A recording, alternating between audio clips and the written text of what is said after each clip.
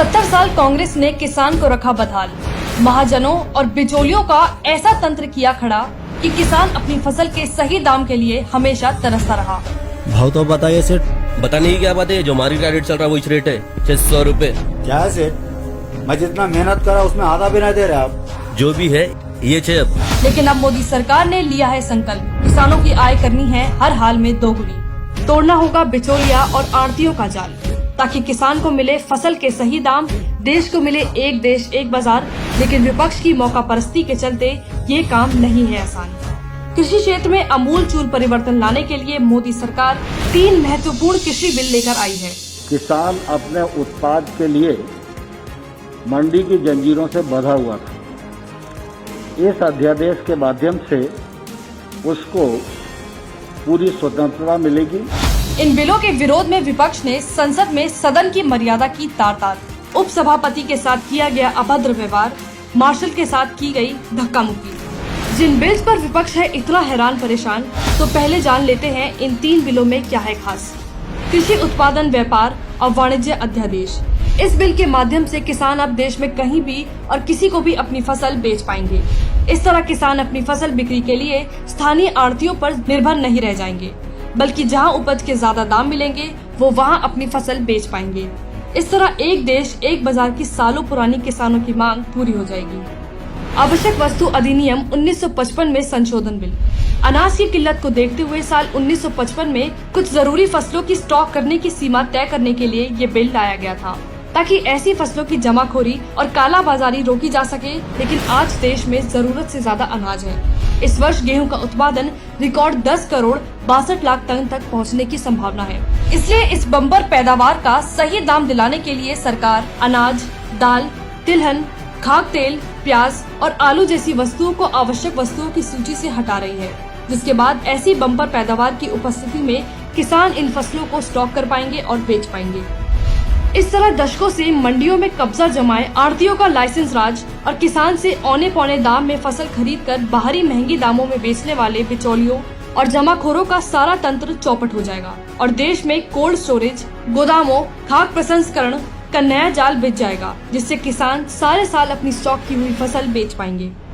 मूल्य आश्वासन पर किसान समझौता और कृषि सेवा अध्यादेश। इस बिल की मदद से किसान कॉन्ट्रैक्ट फार्मिंग कर पाएंगे, अर्थात ये कदम फसल की बुवाई से पहले किसान को अपनी फसल को तय मानकों और तय कीमत के अनुसार बेचने का अनुबंध करने की सुविधा प्रदान करेगा। इससे किसान का जोखिम कम होगा और खरीदार ढूंढने के लिए कहीं जाना नहीं पड़ेगा। ये अध्यादेश किसानों को बड़ा खुदरा कारोबारियों, निर्यातकों आदि के साथ जुड़ने में सक्षम बनाएगा।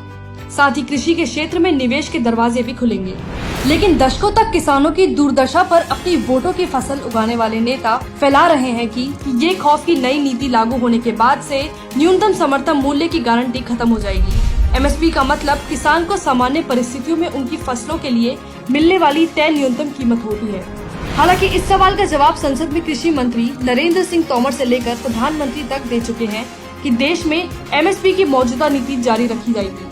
एमएसपी जारी थी, जारी है और आने वाले कल में भी जारी रहेगी। अर्थात अगर किसान को बाजार में अपनी फसल के उचित दाम नहीं मिल रहे हैं, तो वह पहले की तरह सरकार को न्यूनतम समर्थन मूल्य पर अपनी फसल बेच सकता है। मोदी जी ने बहुत अच्छा काम किया है। जो हमारी केंद्र सरकार इस विधेयक को लेकर आई है, अच्छा कार्य है। इसमें हमें ये छूट होगी कि अपना माल हम कहीं भी ले जाकर किसी को भी बेच सकते हैं। जब मैं अपना माल कहीं भी बेच सकता हूँ तो आड़ती का जो कमीशन होता है वो खत्म हो जाएगा। उन्हें तो नुकसान गए। तो इस चक्कर में क्या है कि यूनियन, जो भी यूनियन को उनका समर्थन कर रही है, वे भी राजनीतिक मुद्दे हैं उनके अपने। बीच में जैसे दलाल होते हैं, उनकी भाई दलाली खत्म होती जा रही है, तो किसान को भड़का रहे हैं। किसान उनके कहे में चल रहे हैं। जो किसान प्रदर्शन कर रहे हैं वो अधूरी जानकारी में कर रहे हैं। जिन किसानों को बिल का पता ही नहीं है वो ही विरोध कर रहे हैं। जिन किसानों को बिल का पता है वो विरोध नहीं कर सकते। अगर कांग्रेस आज देश के किसानों में ये झूठ फैला रही है कि मोदी सरकार एमएसपी खत्म करना चाहती है, तो एक बार मनमोहन सरकार और मोदी सरकार में किसानों को दी गई एमएसपी पर भी नजर डाल लेते हैं।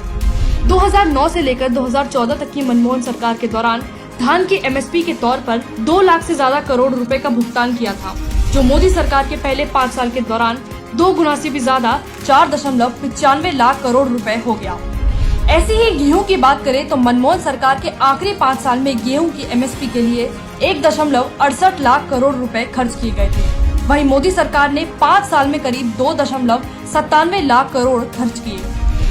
दाल के लिए मनमोहन सरकार ने 5 साल में 645 करोड़ की MSP लगाई, तो मोदी सरकार ने इसे कई गुना बढ़ाकर 5 साल में 645 करोड़ से 49,000 करोड़ रुपए कर दिया।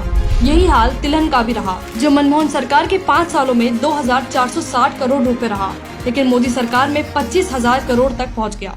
इस देश का किसान मोदी सरकार की प्राथमिकता में अव्वल नंबर पर है।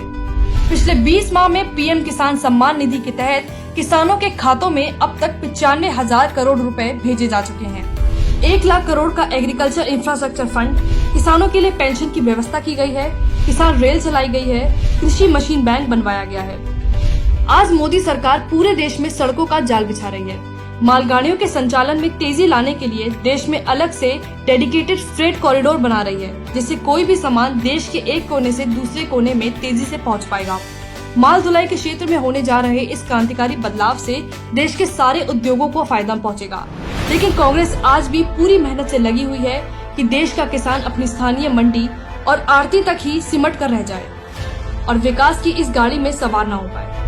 हालांकि कांग्रेस का दोगलापन ही है कि जिस कृषि सुधार का वो विरोध कर रही है, वही सुधार लाने की बात 2019 के घोषणा पत्र में कांग्रेस स्वयं कर चुकी है। इतना ही नहीं, कृषि क्षेत्र में निजी निवेश की बात स्वयं मनमोहन सिंह भी कर चुके हैं, तो राहुल गांधी भी इस बात पर अपनी सहमति जताते दिखे हैं। आप सचमुच में महंगाई को कम करना चाहते हैं और इम्पैक्ट लाना चाहते हैं, तो मेन मुद्दा क्या है? जो किसान आज बेचता है वो ज़ाया होता है, सड़ जाता है। अगर आप यूपी जाएं, बिहार जाएं, बिहार के हैं, आलू के सीजन में आलू सड़क पे मिलता है। महंगाई इसलिए होती है कि वो ज़ाया हो रहा है। अगर उसको महंगाई को कम करना है तो आपको इंफ्रास्ट्रक्चर बनाना पड़ेगा, कोल्ड चेन बनानी पड़ेगी, फार्मर को फूड प्रोसेसिंग यूनिट से जोड़ना पड़ेगा। कैसे जोड़ा जाएगा? FDI से जोड़ा जाएगा, फूड पार्क से जोड़ा जाएगा। कांग्रेस और विपक्ष को अब तक समझ जाना चाहिए, ये सरकार जरा कुछ अलग किस्म की है। देश के भले में जो काम होगा वो लाख विरोधों के बाद भी डट कर किया जाएगा। 30 साल में रुका हुआ एक देश एक कर GST इसी सरकार में लागू हुआ। 70 साल का नासुर धारा 370 इसी सरकार ने खत्म किया। पहली बार आतंकियों को घर में घुसकर जवाब इसी सरकार ने दिया और किसानों की भलाई के लिए एक देश एक बाजार भी यही सरकार बनाएगी, क्योंकि संकल्प सिर्फ एक है, भारत का किसान हो संपन्न, भारत बने विश्व का सबसे खुशहाल देश।